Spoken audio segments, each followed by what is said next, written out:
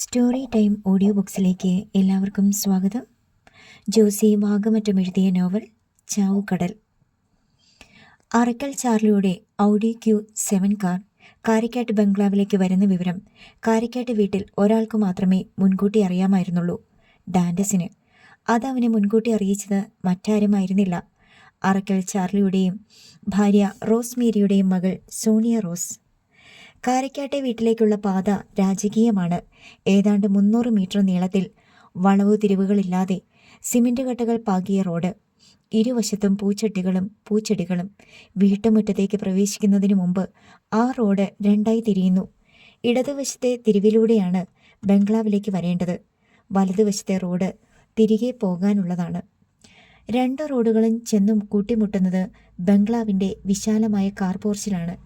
2 റോഡുകൾക്കും ഇടയിലുള്ളത് വൃത്താകൃതിയിലുള്ള പൂന്തോട്ടമാണ്. പൂന്തോട്ടത്തിന് മധ്യഭാഗത്തായി ഒരു ഫൗണ്ടനുമുണ്ട്.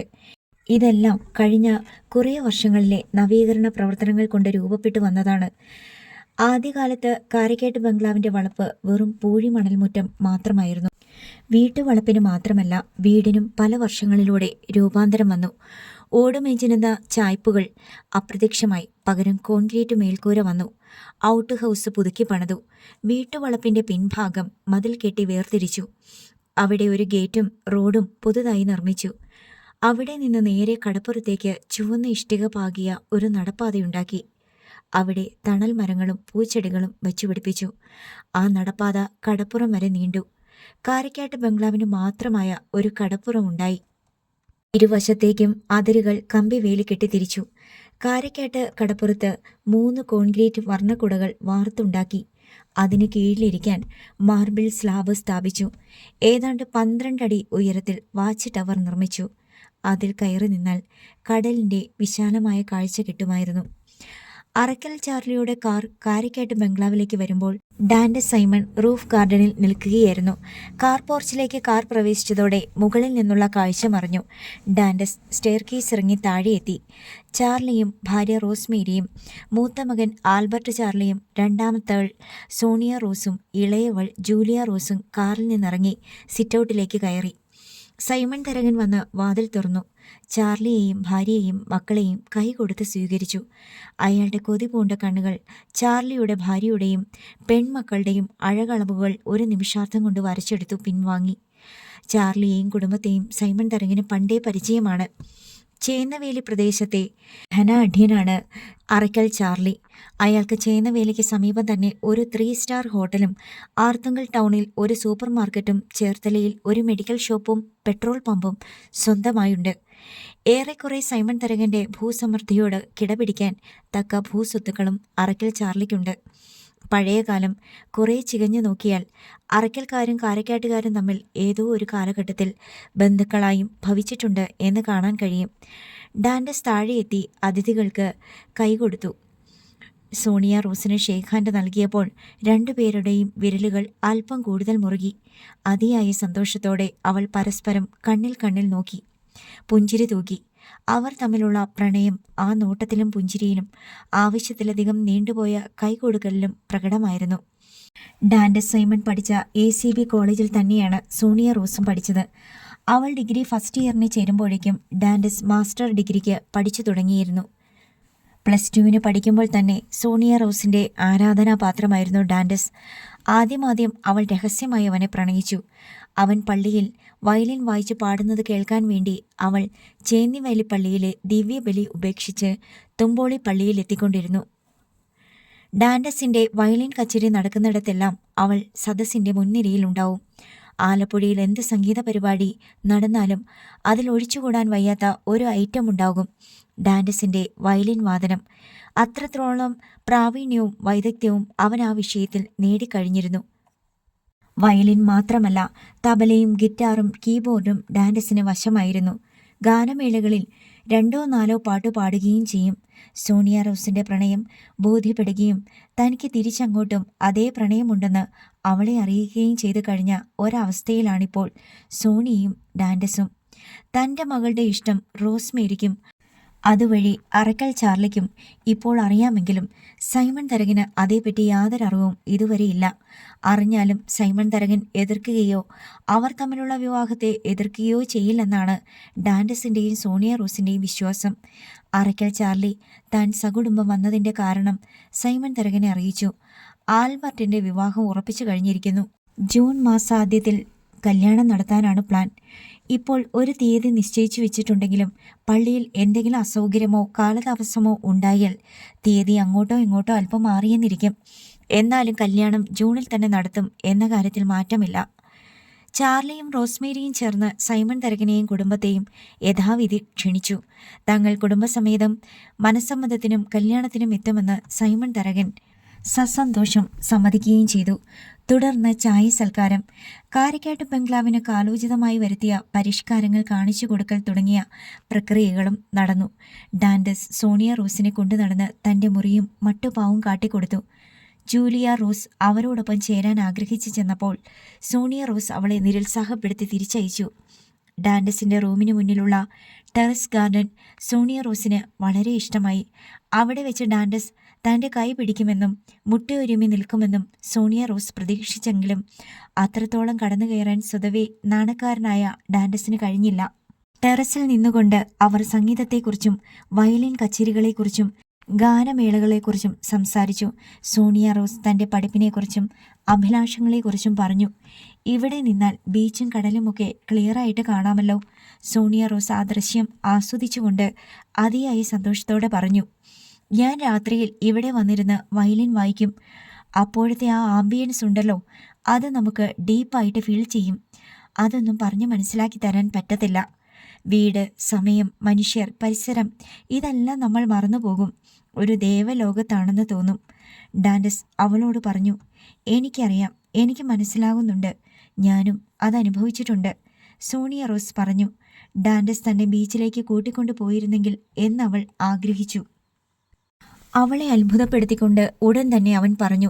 താല്പര്യമുണ്ടെങ്കിൽ നമുക്ക് ബീച്ചിലൊന്ന് പോകാം. സോണിയ കണ്ണുമിഴിച്ചു. തൻ്റെ മനസ്സ് വായിക്കാൻ ഡാൻഡസിന് കഴിഞ്ഞതോർത്തിട്ട് അവൾ അതിശയിച്ചു പോയി. ബീച്ചിലേക്ക് നടക്കുമ്പോൾ ഡാൻഡസ് പറഞ്ഞു. കണ്ടോ ആ വാച്ച് ടവർ? അതെൻ്റെ ഐഡിയയാണ്. അവർ ബീച്ചിലെത്തുമ്പോഴേക്കും ജൂലിയയും ഓടിയെത്തി. എനിക്കങ്ങനെ മാറി നിൽക്കേണ്ട ആവശ്യമൊന്നുമില്ല.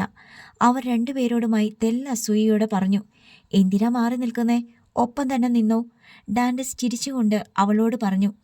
പക്ഷേ അവളുടെ ആഗമനവും സാമീപ്യവും സോണിയയ്ക്ക് തീരെ ഇഷ്ടപ്പെട്ടില്ല.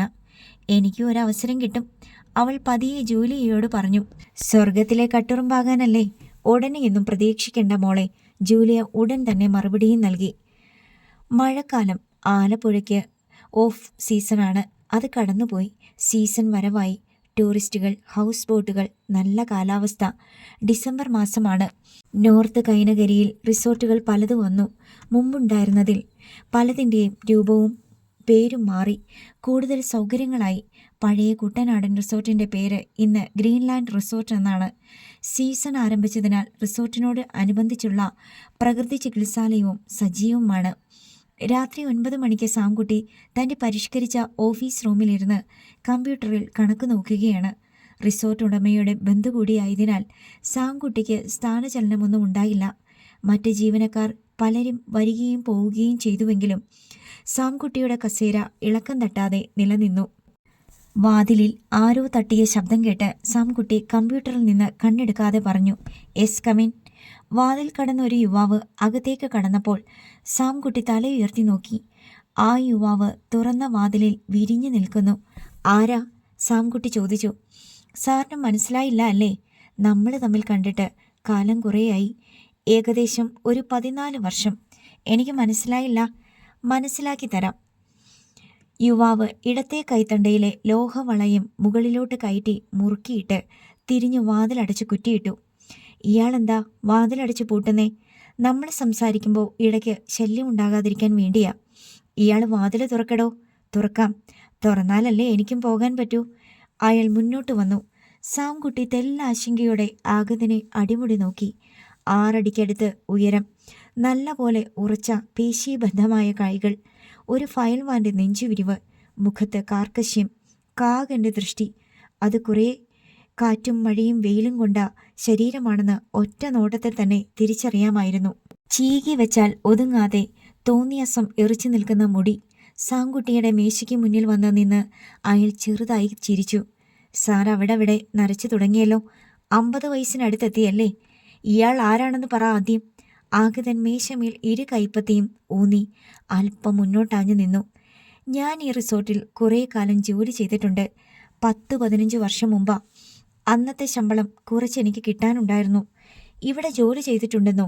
സാംകുട്ടി അയാളെ അടിമുടി നോക്കി. എനിക്ക് ഇയാളെ കണ്ട് പരിചയം പോലുമില്ല. ഞാനന്ന് ചെറിയ കുട്ടിയായിരുന്നു. 10 വയസ്സ് തികഞ്ഞിട്ടില്ല. ഞാൻ വരുമ്പോൾ ബേബി ചൈന ഇവിടെ മാനേജര്. അത് കഴിഞ്ഞാ സാറ് വന്നേ. ഇപ്പോൾ ഞാൻ വളർന്നു വലുതായി. അതാ സാറ് തിരിച്ചറിയാത്തെ. സാംകുട്ടി ഓർമ്മയിൽ പരതി. ഒരെത്തും പിടിയും കിട്ടിയില്ല. ഇയാൾ എന്തോന്ന് പറയുന്നു? എനിക്കൊന്നും മനസ്സിലാകുന്നില്ല. എൻ്റെ പേര് പറഞ്ഞാലും സാറ് ഓർക്കണമെന്നില്ല. എന്നാലും പറയാം. ശൗര്യക്കുട്ടി. ശൗര്യക്കുട്ടി. സാംകുട്ടിയുടെ നെറ്റി ചൊളിഞ്ഞു.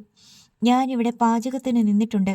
ഞാൻ വന്നത് എന്തിനാണെന്ന് വെച്ചാ, അന്ന് ഞാനിവിടെ ജോലി ചെയ്തതിൻ്റെ കൂലി ബാക്കി കിട്ടാനുണ്ടായിരുന്നു. 2 മാസത്തെ ശമ്പളം. പിന്നെ എനിക്ക് കിട്ടേണ്ട ടിപ്പും നിങ്ങളാ തട്ടിയെടുത്തത്. എല്ലാം കൂടി അന്നത്തെ കണക്കിൽ ഒരു 6000 രൂപ വരും. അങ്ങനത്തെ കണക്കൊന്നും ഇവിടെ ഇല്ല. ഇവിടെ ജോലി ചെയ്ത ആർക്കും പൈസ കൊടുക്കാനുമില്ല. അന്ന് ജോലി ചെയ്തെങ്കിൽ അന്ന് തന്നെ കണക്ക് പറഞ്ഞ് വാങ്ങണമായിരുന്നു. അന്ന് ഞാൻ കണക്ക് പറഞ്ഞതാ. പക്ഷെ സാറ് തന്നില്ല. അന്ന് സാറ് ശക്തനും മർക്കട മുഷ്ടിക്കാരനുമായിരുന്നു. ഞാനൊരു പാവം പയ്യൻ. ഇന്ന് സാറിനെ കണ്ടിട്ട് ഒരുവിധം പാവമായതുപോലെ തോന്നുന്നു. ഞാൻ ശക്തനായി മർക്കട മുഷ്ടിക്കാരനുമായി. എൻ്റെ ശമ്പളമാക്കി തരണം. ഇയാളെ എനിക്ക് ഓർമ്മയില്ലെന്ന് പറഞ്ഞില്ലേ? സാറേ, ഒരു കുഞ്ഞപ്പനില്ലായിരുന്നോ ഇവിടെ സൂപ്പർവൈസറായിട്ട് ജോലി ചെയ്തിരുന്ന ആൾ? അയാളുടെ തലയിൽ തിളച്ച എണ്ണ ഒഴിച്ച ഒരു ശൗര്യയെ സാറിന് ഓർമ്മ വരുന്നില്ലേ? ഇവിടുത്തെ വള്ളം കുത്തി തുളച്ചു വെച്ചിട്ട് പമ്പയാറ് നീന്തിക്കടന്നു പോയ ശൗര്യക്കുട്ടി. ഇപ്പോൾ സാംകുട്ടിക്ക് ശൗര്യയെ ഓർമ്മ വന്നു. അവനാണോ ഈ 6 അടി പൊക്കക്കാരൻ, ഈ കർക്കശമുഖക്കാരൻ? നീയാണോടാ അത്? അന്ന് നീ കേടുവരുത്തിയ വള്ളത്തിൻ്റെ റിപ്പയറിങ്ങിന് എത്ര രൂപ ചെലവായെന്ന് നിനക്കറിയോ? അന്ന് കുഞ്ഞപ്പനെ മെഡിക്കൽ കോളേജിൽ കൊണ്ടുപോയ ചികിത്സിച്ച് അയാളുടെ തലയുടെ മുടി മുഴുവൻ പോയി. അതിനുശേഷം മുടി കിളച്ചില്ല. നിന്നെ അന്ന് ഞങ്ങൾ എവിടെയെല്ലാം തപ്പി. ഇപ്പോൾ എല്ലാം മനസ്സിലായി. ഞാൻ കുറേ കാലമായിട്ട് സ്ഥലത്തില്ലായിരുന്നു. ഒരു 10 കൊല്ലത്തിനടുത്തായി നാട് വിട്ടു പോയിട്ട്. ഇപ്പോൾ തിരിച്ചു വന്നത് എന്തിനാണെന്ന് വെച്ചാ, കുറേ കടങ്ങൾ തീർക്കാനുണ്ട്. ഒരു കണക്കും ബാക്കി വെക്കാൻ ഉദ്ദേശിക്കുന്നില്ല. ഐശ്വര്യമായിട്ട് ഇവിടുന്ന് തുടങ്ങുന്നേ. ഭീഷണിയാണോ? അതെ, ഭീഷണിയാ. 6000 രൂപ തന്നാ പോരാ എനിക്ക്. 14 വർഷത്തെ പലിശ. ബാങ്ക് പലിശയല്ല, നമ്മൾ ബാങ്കിൽ നിന്ന് എടുക്കുന്ന കാശിൻ്റെ പലിശ തരണം. വാങ്ങിക്കും. ഒടുവിലത്തെ വാക്കുകൾ പറയുമ്പോൾ മുന്നിൽ നിൽക്കുന്ന യുവാവിൻ്റെ മുഖത്തുണ്ടായ ഭാവമാറ്റം കണ്ട് സാംകുട്ടി കസേരയിൽ നിന്ന് എഴുന്നേറ്റു. മേശപ്പുറത്തിരുന്ന ലാപ്ടോപ്പ് സാംകുട്ടി മടക്കി വെച്ചു. എന്നിട്ട് മുന്നിൽ നിൽക്കുന്ന ശൗര്യയെ നോക്കി. ഞാനിവിടുത്തെ മാനേജർ മാത്രമാ. ഇതിൻ്റെ MDയോട് വിളിച്ചു ചോദിച്ചോട്ടെ? എന്ത് ചോദിക്കാൻ? പണ്ടൊരു പയ്യന് ജോലി ചെയ്തതിൻ്റെ കൂലി കുടിശ്ശികയുണ്ട്, കൊടുത്തേക്കട്ടെ എന്ന്. എൻ്റെ മുന്നിൽ നിന്നുകൊണ്ട് തന്നെ ചോദിക്കണം. സാംകുട്ടി സാറ് പോലീസ് സ്റ്റേഷനിലോട്ടാണോ വിളിക്കുന്നതെന്ന് എനിക്കറിയണ്ടേ? ഞാൻ വിളിക്കാം. എനിക്ക് പൈസ കിട്ടത്തക്ക പോലെ സംസാരിക്കണം. തരാനുള്ള പൈസയല്ലേ ചോദിക്കുന്നേ? ഞാൻ പറയാം. എൻ്റെ കൈ കണ്ടോ? ശൗര്യക്കുട്ടി ഇടത് കൈ നീട്ടിക്കാട്ടി. ഇത് വച്ച് ഒറ്റയടി തലക്കിട്ട് തന്നൂന്നിരിക്കട്ടെ, സാറിൻ്റെ തലച്ചോറ് കലങ്ങിപ്പോവും. പിന്നെ ആയുഷ്കാലം മുഴുവൻ ജീവശവം പോലെ കിടക്കേണ്ടി വരും. പേടിപ്പിക്കുമല്ല. പറയാനുള്ളത് പറഞ്ഞില്ലെങ്കിൽ പറഞ്ഞില്ലല്ലോന്ന് എനിക്ക് തോന്നും. പറയാമായിരുന്നില്ലേ എന്ന് സാറിനും തോന്നും. സാംകുട്ടി മൊബൈൽ ഫോണിൽ ഏതോ നമ്പർ ചികഞ്ഞെടുത്ത് വിളിച്ചു. സാംകുട്ടി ഫോൺ കാതോട് ചേർത്ത് നിൽക്കെ ശൗര്യക്കുട്ടി വീണ്ടും പറഞ്ഞു, പൈസ തന്നില്ലെങ്കിൽ 10 ഇരട്ടി നഷ്ടം വരുമെന്നും കൂടി പറയണേ. വെറുതെ പറഞ്ഞാൽ പോരാ, കേൾക്കുന്ന ആൾക്ക് മനസ്സിലാകുന്ന പോലെ പറയണം. സാംകുട്ടിക്ക് MDയെ ലൈനിൽ കിട്ടി. ഹലോ സാറേ, ഇവിടെ ഒരു ചെറുപ്പക്കാരൻ വന്ന് നിൽപ്പുണ്ട്. 14 വർഷം മുമ്പ് ഇവിടെ ബേബി ചായൻ്റെ കൂടെ ജോലി ചെയ്തുകൊണ്ടിരുന്നവനാ. പേര് ശൗര്യക്കുട്ടി. അന്ന് ജോലി ചെയ്തതിൻ്റെ കുറച്ച് കൂലി കൊടുക്കാനുണ്ടെന്ന് പറയുന്നു. എത്ര രൂപ? മറുവശത്ത് നിന്ന് ചോദ്യം വന്നു. എത്ര രൂപയാ? സാംകുട്ടി ശൗര്യയെ ചോദ്യഭാവത്തിൽ നോക്കി. ഇങ്ങതാ, ഞാൻ പറയാം. ഫോണിൽ കണ്ടവരൊക്കെ സംസാരിച്ച സാറിന് ദേഷ്യം വരും. ദേഷ്യം വന്നോട്ടെ, എനിക്ക് ദേഷ്യം വരുന്നവരെയാ ഇഷ്ടം. സാംകുട്ടിയുടെ കയ്യിൽ നിന്ന് അവൻ ഫോൺ പിടിച്ചു വാങ്ങി. ഹലോ. ശൗര്യക്കുട്ടി ഫോൺ കാതോട് ചേർത്ത് വിളിച്ചു. ഹലോ, നീ ആരാണെന്നാ പറഞ്ഞത്? ഫോണിൽ നിന്ന് ദേഷ്യം ചോദ്യരൂപത്തിൽ വന്നു. പേര് ശൗര്യക്കുട്ടി. ഞാൻ കുറേ കാലം ഈ റിസോർട്ടിൽ ജോലി ചെയ്തിട്ടുണ്ട്. ഏത് കാലത്ത്? 15 വർഷത്തോളം മുമ്പാ. എത്ര രൂപ കിട്ടാനുണ്ട്? അന്നത്തെ കണക്കിൽ 6000. അത്രയുള്ളോ? അതിനാണോ ഇയാൾ 15 വർഷം കഴിഞ്ഞപ്പോൾ മെനക്കെട്ട് വന്നിരിക്കുന്നത്? അത്രയല്ല സാറേ, നമ്മളൊരു ബാങ്കിൽ നിന്ന് 6000 രൂപ ലോൺ എടുത്തിട്ട് 15 വർഷം കഴിഞ്ഞ് തിരിച്ചടയ്ക്കാൻ ചെല്ലുമ്പോൾ എത്ര രൂപ അടയ്ക്കേണ്ടി വരും? ഓഹോ, പലിശ സഹിതം വേണമെന്ന് അല്ലേ? അതെ സാറേ, ഞാനൊന്ന് കണക്ക് കൂട്ടി നോക്കിയപ്പോൾ 50,000 രൂപയ്ക്ക് മേലെ വരുന്നുണ്ട്. സംഭവം ഒരു റൗണ്ടാക്കി 50,000 തന്നാ ഞാൻ അങ്ങ് പോയിക്കോളാം. നിനക്ക് 50,000 വേണമല്ലേ? വേണം. തരാൻ മനസ്സില്ലെങ്കിലോ? സാറിനൊരു 5 ലക്ഷം രൂപയുടെ നഷ്ടം വരും. നീ എന്ത് ചെയ്യുമെന്നാ? ഞാൻ ഈ റിസോർട്ടൊക്കെ ഒന്ന് ക്ലീൻ ചെയ്യും, അത്രയുള്ളൂ. നിങ്ങളുടെ മാനേജർ സാംകുട്ടി അടക്കം പലരും തല്ലുകൊണ്ട് ഹോസ്പിറ്റലിൽ കയറും. ആദ്യത്തെ അടി സാംകുട്ടിക്കാണ്. തുടങ്ങട്ടെ? നീ സാംകുട്ടിയുടെ കയ്യിലേക്ക് ഫോൺ കൊടുക്ക്. എനിക്ക് 50,000 തരുമോ ഇല്ലയോ? രണ്ടിലൊന്ന് മറുപടി പറയണം. എന്നിട്ടേ ഞാൻ സാംകുട്ടിക്ക് ഫോൺ കൊടുക്കത്തുള്ളൂ. നിനക്ക് 50,000 പോയിട്ട് 5ൻ്റെ പൈസ തരാൻ ഉദ്ദേശിക്കുന്നില്ല. ഫോൺ കൊടുക്കണ നായിൻ്റെ മോനെ. ഇപ്പോൾ എനിക്ക് മനസ്സിലായി. ശൗര്യക്കുട്ടി തുടങ്ങുക. ഫോണിലൂടെ പറഞ്ഞിട്ട് ശൗര്യക്കുട്ടി ഫോൺ സാംകുട്ടിയുടെ നേർക്ക് നീട്ടി. സാംകുട്ടി ഫോൺ വാങ്ങിയതും ചെവിയടച്ച് ഒരൊറ്റയടി കൂടി കൊടുത്തു ശൗരി. നിന്ന നിൽപ്പിൽ സാംകുട്ടി വെട്ടിയിട്ട പോലെ വീണു. അയാളുടെ വലത് ചെവി അടച്ചുപോയി. മേശപ്പുറത്തിരുന്ന ലാപ്ടോപ്പ് എടുത്ത് ശൗരി മേശ വിളിമ്പിൽ ഒറ്റയടി അടിച്ചു. അതൊടിഞ്ഞ് 2 കഷ്ണമായി. മേശയുടെ മീതെ വിരിച്ച കനമുള്ള ഗ്ലാസ് 3ആയി വിരിഞ്ഞു പൊട്ടി. മേശ പിടിച്ച് ശൗരി സാംകുട്ടിയുടെ ദേഹത്തേക്ക് മറിച്ചിട്ടു. മുറിയിൽ ഒരു പെഡസ്റ്റൽ ഫാൻ ഇരുന്നത് പൊക്കിയെടുത്ത് ശൗരി ടീപ്പോയിൽ ആഞ്ഞടിച്ചു. ഫാനും അനുബന്ധ ഘടകങ്ങളും അതുറപ്പിച്ചിരുന്ന ഇരുമ്പ് പൈപ്പിൽ നിന്ന് അടർന്നുപോയി. അതിൻ്റെ ചുവട് വീശിക്കൊള്ളത്തക്ക വിധം തിരിച്ചു പിടിച്ച് ചില്ലലമാരയിൽ അടിച്ചു. അലമാര ചില്ലുകൾ പൊട്ടിപ്പൊടിഞ്ഞ് വീണുകിടന്ന സാംകുട്ടിയുടെ ദേഹത്ത് വീണു. ഓഫീസ് മുറിയിലെ ഉപകരണങ്ങൾ തകർത്ത ശേഷം ശൗര്യക്കുട്ടി അതിനോട് ചേർന്നുള്ള സാംകുട്ടിയുടെ കിടപ്പറയിലേക്ക് കടന്നു. അതിനുള്ളിലുണ്ടായിരുന്ന ആൻഡ്രോയിഡ് TV ആദ്യമേ അടിച്ചു തകർത്തു. പിന്നെ കസേരകൾ, അലമാര, ടീപ്പോയ്, ക്ലോക്ക്, സൂട്ട്കേസ്, മേശ എന്നിവയും അടിച്ചു തകർത്തു. അതിനുശേഷം മേശപ്പുറത്തിറങ്ങിപ്പോയി. സാംകുട്ടി ഭാരിച്ച മേശ ദേഹത്ത് നിന്ന് ഒരുവിധം തള്ളിമാറ്റി. ദേഹത്ത് ചില്ല കഷ്ണങ്ങൾ വീണ് ചോര പൊടിയുന്നുണ്ടായിരുന്നു. ഫോൺ അപ്പോഴും ഓഫാക്കിയിട്ടില്ല. അതിലാരോ ഉച്ചത്തിൽ സംസാരിക്കുന്നത് കേട്ട് അയാൾ നിലത്ത് പരതി അത് എടുത്തു. എണീറ്റിരുന്ന് ഫോൺ കാതോട് ചേർത്തു. ഹലോ സർ, ഇയാൾ അവിടെ എന്ത് ചെയ്യുക? എന്താ അവിടെ ബഹളം കേട്ടത്? സാർ, ആ ശൗര്യക്കുട്ടി എൻ്റെ ഓഫീസും ബെഡ്റൂമും അടിച്ചു തകർത്തു. ലാപ്ടോപ്പും അലമാരയും മേശയും കസേരകളും മുറിയിലെ TVയും എല്ലാം നശിപ്പിച്ചു. എന്നിട്ട് അവനെവിടെ? എൻ്റെ ബെഡ്റൂം അടിച്ചു തകർക്കുക. എന്നിട്ട് താൻ എന്തു ചെയ്യുക? നമ്മുടെ എത്ര തൊഴിലാളികളുണ്ട് അവിടെ? എല്ലാവരെയും വിളിച്ചുകൂട്ടി അവനെ അടിച്ച് കൈയും കാലും ഒടിച്ച് അവിടെ ഇട്ടേക്ക്. ഞാൻ പോലീസിൽ അറിയിച്ചോളാം.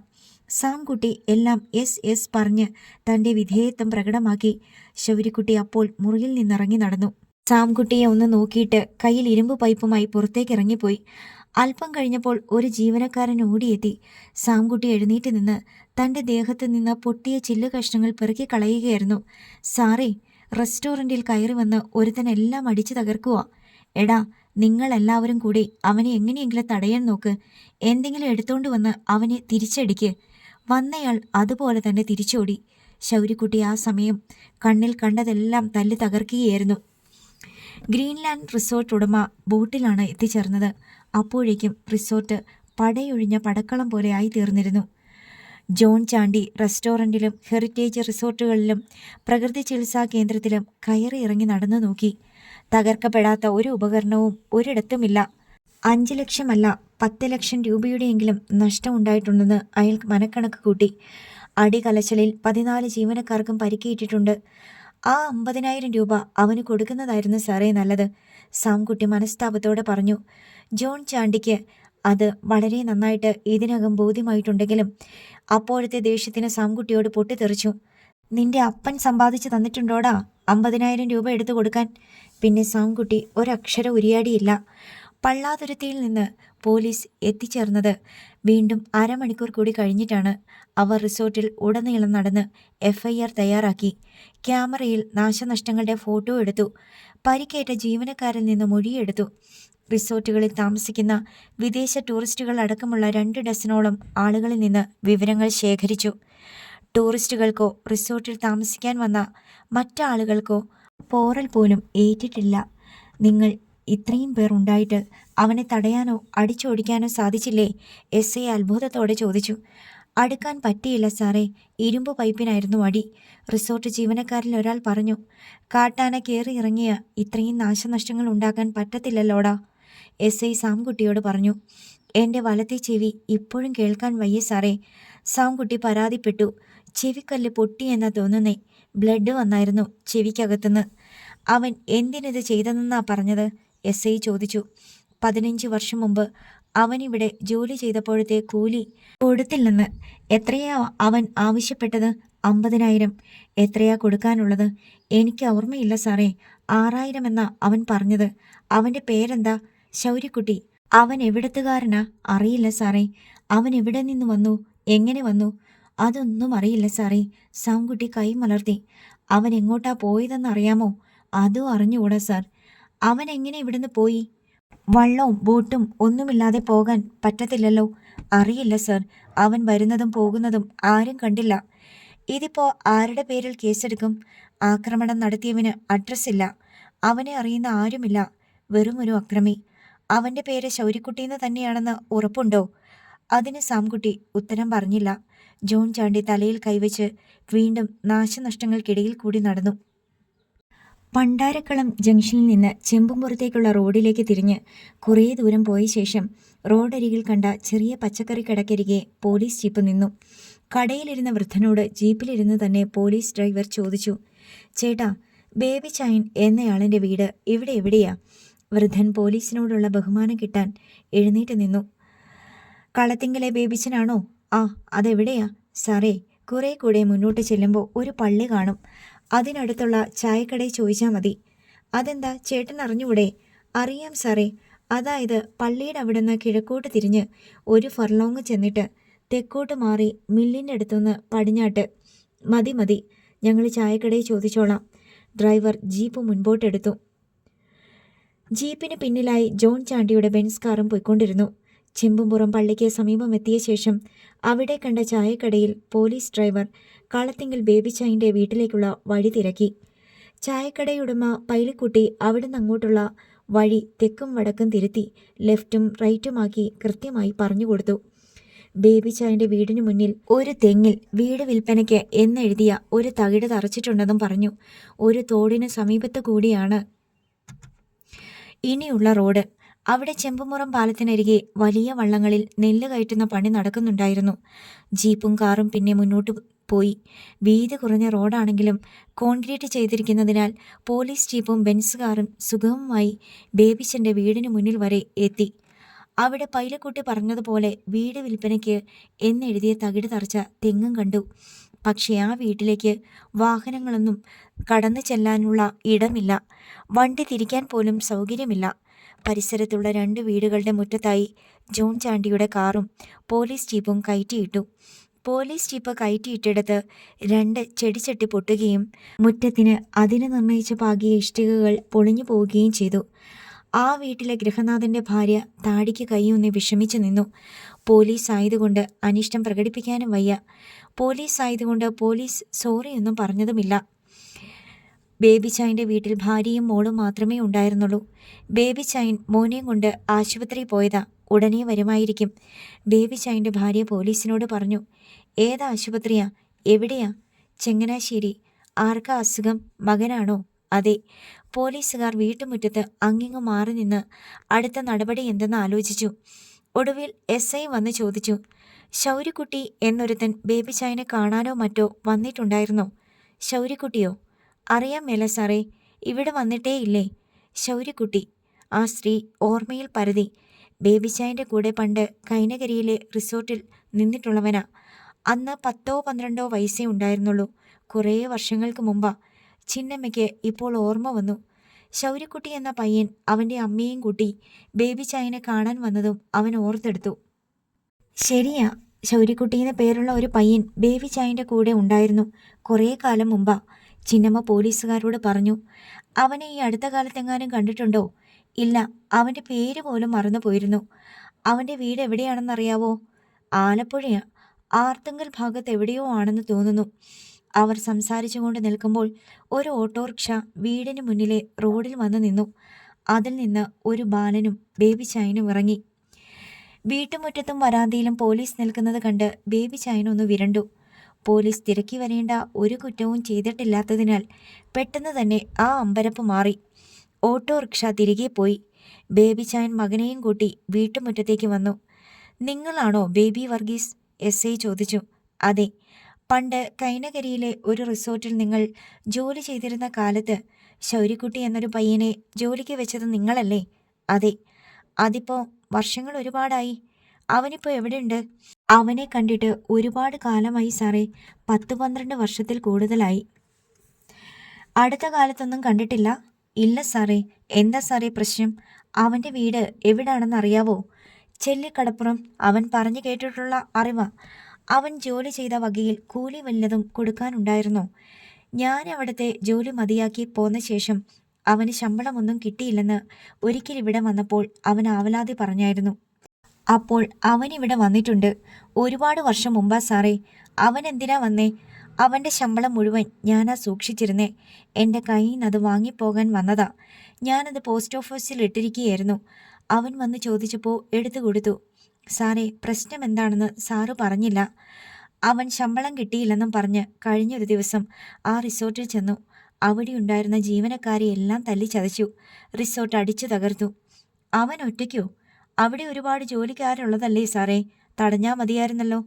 തടയാനൊന്നും പറ്റിയില്ല. അതിനു മുമ്പേ അവർ പണി തീർത്തു. തടയാൻ ശ്രമിച്ച ചിലരൊക്കെ ഹോസ്പിറ്റലിലാ, SI പറഞ്ഞു. എൻ്റെ കൂടെ നിന്നപ്പോൾ അവൻ ശാന്ത സ്വഭാവക്കാരനായിരുന്നല്ലോ. അന്നേ അവൻ പോക്കിരിയാ.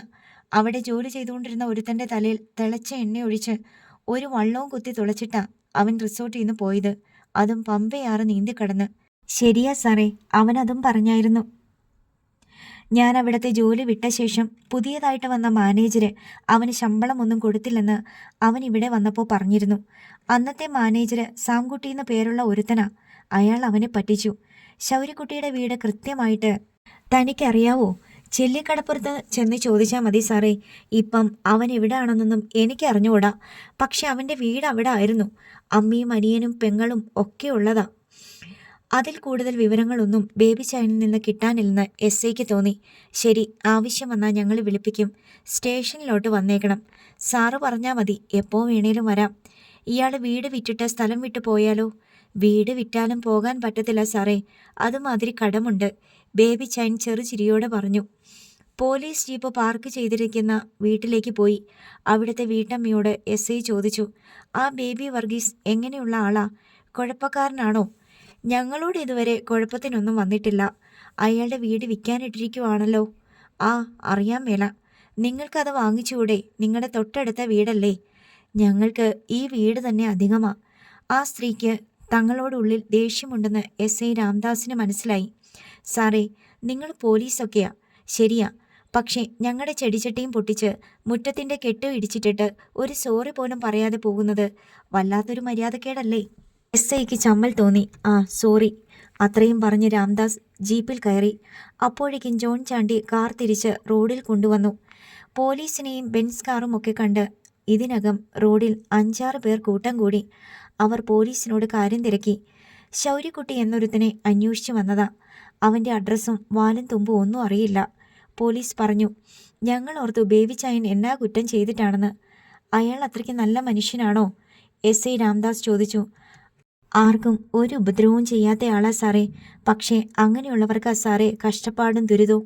ഇപ്പോൾ വീട് വിൽക്കാനിട്ടിരിക്കുക, ഒരാൾ പറഞ്ഞു. അതൊക്കെ പലരും ചെയ്യുന്നതല്ലേ. വീട് വിൽക്കുക, വേറെ വീട് വാങ്ങുക, വീണ്ടും വിൽക്കുക. SI രാംദാസ് ചെറുചിരിയോടെ പറഞ്ഞു. ഇതങ്ങനെയല്ല സാറേ. കടം കയറി മുങ്ങിയിട്ട് വിൽക്കുക. ബാങ്കുകാരെ ജപ്തി നോട്ടീസ് അയച്ചിട്ട് കുറേ നാളായി. വീട് വിറ്റ് ബാങ്കിലെ കടം വീട്ടാമെന്ന് കരുതിയാ അത് വിൽക്കാനിട്ടത്. ഇപ്പോഴത്തെ പ്രശ്നം എന്ന് വെച്ചാൽ ഒരു പട്ടിക്കുഞ്ഞിനും വീട് വേണ്ട. പണ്ട് പറഞ്ഞ വിലയുടെ പകുതി വിലയ്ക്ക് കൊടുക്കാമെന്ന് പറഞ്ഞിട്ടും ആർക്കും വേണ്ട. ബാങ്ക് ഏറ്റെടുത്തിട്ട് വിൽക്കട്ടെ, അപ്പോൾ ലോൺ കഴിച്ചുള്ള ബാക്കി തുക കിട്ടുമല്ലോ. സാറേ, അതിനൊന്നും സമയമില്ല. ബേബി ചൈൻ്റെ കൊച്ചിന് കിഡ്നിയുടെ അസുഖമാ. കിഡ്നി മാറ്റിവെക്കണം. ഞങ്ങൾ നാട്ടുകാരെല്ലാം കൂടെ ഫണ്ട് പിരിക്കുന്നുണ്ട്. വല്ലതും തന്നിട്ട് പോണം സാറേ. പോലീസിൻ്റെ അടുത്ത് പിരിവിന് വരുന്നോ? ഇയാളാള് കൊള്ളാമല്ലോടോ. സാറേ, പോലീസുകാരാണേലും മനുഷ്യന്മാരല്ലേ, സർക്കാർ ഉദ്യോഗം ഉള്ളവരല്ലേ. നിങ്ങളൊക്കെ സഹായിച്ചില്ലെങ്കിൽ പിന്നെ ആര് സഹായിക്കും സാറേ? പുളിങ്കുന്നത്തുകാരൻ അന്തോണി ഭയമോ മടിയോ കൂടാതെ കാര്യം പറഞ്ഞു. രാജപ്പൻ്റെ കയ്യിലുണ്ടായിരുന്ന പിരിവ് ടിന്നിൽ എല്ലാ പോലീസുകാരെ കൊണ്ടും 20-50 രൂപ വീതം ഇടിവിച്ചിട്ടേ അവർ പോലീസിനെ വിട്ടയച്ചുള്ളൂ. പുറകെ ബെൻസ് കാറിൽ വന്ന ജോൺ ചാണ്ടിയെയും നാട്ടുകാർ തടഞ്ഞു. അയാൾ പണം കൊടുക്കാതിരിക്കാൻ പല ഉപായങ്ങളും നോക്കിയെങ്കിലും നാട്ടുകാർ സമ്മതിച്ചില്ല. ബേബി ചായൻ്റെ പഴയ മുതലാളിയായിരുന്നെന്ന് അറിഞ്ഞപ്പോൾ 1000 രൂപയെങ്കിലും ഇട്ടേ മതിയാവൂ എന്ന് നിർബന്ധം പിടിച്ചു.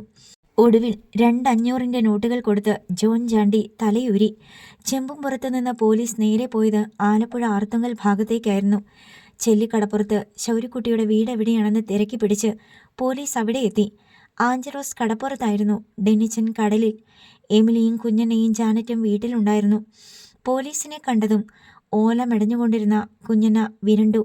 അവർ അപ്പോൾ തന്നെ എമിലിയെ വിളിച്ചുകൊണ്ട് എഴുന്നേറ്റു. എമിലി തിണ്ണയിലേക്ക് ഇറങ്ങി വന്നു.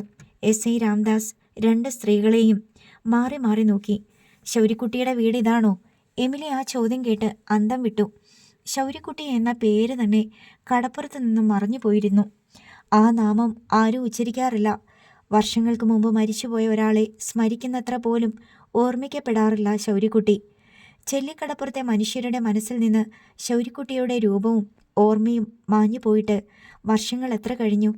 ഒരു തവണ ആന്ധ്രാക്കടലിൽ വെച്ച് ശൗര്യക്കുട്ടിയെ ആരോ കണ്ടുവന്ന പരാമർശം മാത്രം. അകലെ ആകാശത്തെങ്ങോ ഒരു മിന്നലൊളി ഉണ്ടായതുപോലെ എമിലിയുടെ മനസ്സിൽ കിടപ്പുണ്ട്. ഇപ്പോൾ ശൗര്യക്കുട്ടിയുടെ വീടാണോ ഇതെന്ന് തിരക്കി പോലീസ് വരേണ്ട കാര്യമെന്താണ്? ആ പേരും ഈ വീടും പോലീസും തമ്മിൽ എങ്ങനെയാണിപ്പോൾ ബന്ധം വന്നത്?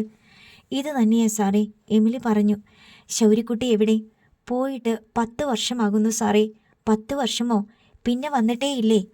ഇല്ല സാറേ. എന്നാ സാറേ ശൗര്യക്കുട്ടീനെ അന്വേഷിച്ചു വന്നത്? അവൻ്റെ പേരിൽ ഒരു കേസുണ്ട്. കേസോ? എന്ത് കേസ്? അവൻ ഇന്നലെ കൈനകരിയിലെ ഒരു റിസോർട്ട് അടിച്ചു തകർത്തു. അവിടുണ്ടായിരുന്ന ജീവനക്കാരെ തല്ലിച്ചതച്ചു. 10 ലക്ഷം രൂപയുടെ നഷ്ടമാ കണക്കാക്കിയിരിക്കുന്നത്. എമിലി അന്തം വിട്ടു. എൻ്റെ സാറേ, വേറെ വല്ലവരും ചെയ്തതായിരിക്കും. അവനെ കാണാണ്ടായിട്ട് 10 കൊല്ലമായി.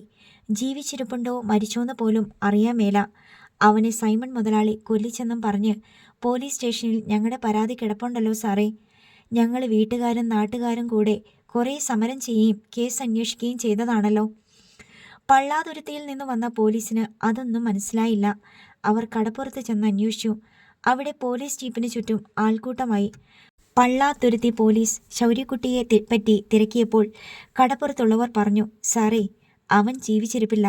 സൈമൺ മുതലാളി അവനെ തല്ലിക്കൊന്ന് പുറംകടലിൽ കൊണ്ടുപോയി കെട്ടിത്താഴ്ത്തി. അതിൻ്റെ പേരിൽ ഇവിടെ എന്തുമാത്രം സമരവും ബഹളവും നടന്നു. സാർ ഇതൊന്നും അറിഞ്ഞില്ലേ? പുതിയ SI ആണോ? ഞാൻ ആർത്തുങ്കൽ സ്റ്റേഷനിലെ SI അല്ല, പള്ളാത്തുരുത്തിന്ന് വരികയാണ്. അതാണ് സാറിന് അറിയാതെ പോയത്. ശൗര്യക്കുട്ടി ഇല്ല സാറേ, ജീവിച്ചിരിപ്പില്ല. SI രാംദാസ് ചിന്താക്കുഴപ്പത്തിലായി. ജോൺ ചാണ്ടിയെ വിളിച്ചു മാറ്റി നിർത്തി അയാൾ പറഞ്ഞു, അവൻ ചത്തുപോയെന്നാണല്ലോ എല്ലാവരും പറയുന്നത്. അവൻ പിന്നെ എങ്ങനെയാ നിങ്ങളുടെ റിസോർട്ടിൽ വന്ന് അടിപിടി ഉണ്ടാക്കുന്നേ? ഇവിടത്തുകാര് കഴിഞ്ഞ 10 വർഷമായിട്ട് അവനെ കണ്ടിട്ടേയില്ല. നിങ്ങൾക്ക് വേറെ ആരെങ്കിലും ശത്രുക്കളുണ്ടോ? വേറെ ശത്രുക്കൾ? ജോൺ ചാണ്ടിക്ക് ഒരെത്തും പിടിയുമില്ല. അങ്ങനൊരു ശത്രു ഇല്ല സാറേ. കാണും, നിങ്ങൾക്കറിയാഞ്ഞിട്ടായിരിക്കും. നിങ്ങളെപ്പോലെ ഹൗസ് ബോട്ടും റിസോർട്ടും ഒക്കെയുള്ള വേറെയും ആൾക്കാരുണ്ടല്ലോ. ഇനിയിപ്പോൾ കുറേ നാളത്തേക്ക് നിങ്ങളുടെ റിസോർട്ടും ബിസിനസ്സും കുളമായില്ലേ? അതിൽ നിന്ന് നേട്ടമുണ്ടാക്കുന്നത് ഏത് റിസോർട്ടുകാരനാണെന്ന് നോക്ക്. ആ ഗ്രൂപ്പ് കൊട്ടേഷൻ കൊടുത്ത് ചെയ്യിച്ചതായിരിക്കും. അങ്ങനെയാണെങ്കിൽ ഈ ശൗര്യക്കുട്ടിയുടെ പേര് എങ്ങനെ വന്നു സാറേ? കൈനകരിന്ന് 14 കൊല്ലം മുമ്പ് പമ്പയാറ് നീന്തിപ്പോയവനാ. ഇവിടുന്ന് കാണാതായിട്ട് 10 വർഷം. അവൻ്റെ പേരും പറഞ്ഞ് അവൻ്റെ കൂലിയും ചോദിച്ചുകൊണ്ട് ആ കാലത്തെ ഓരോ കാര്യങ്ങളും എണ്ണി എണ്ണി പറഞ്ഞുകൊണ്ട് വേറൊരുത്തൻ എങ്ങനെ വന്നു? ജോൺ ചാണ്ടിയുടെ ചോദ്യത്തിന് രാംദാസിന് മറുപടി ഉണ്ടായില്ല.